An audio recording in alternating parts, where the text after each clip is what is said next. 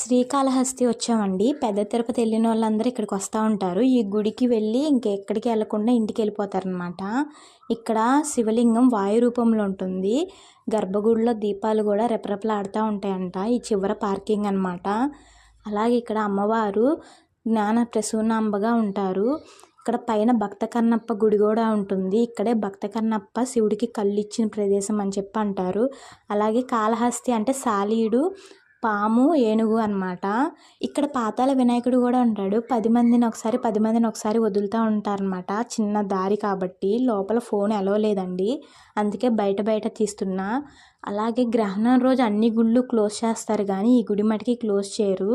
ఇక్కడే రాహుకేతువుల పూజ ఫేమస్ అనమాట. ఇక్కడ బాగా చేస్తారు రాహుకేతువుల పూజలు.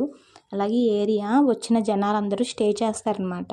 ఇక్కడ శివుడి బొమ్మ కూడా ఉంది, చాలా బాగుంది. శివుడు పార్వతి బొమ్మ బాగుంది కదండి.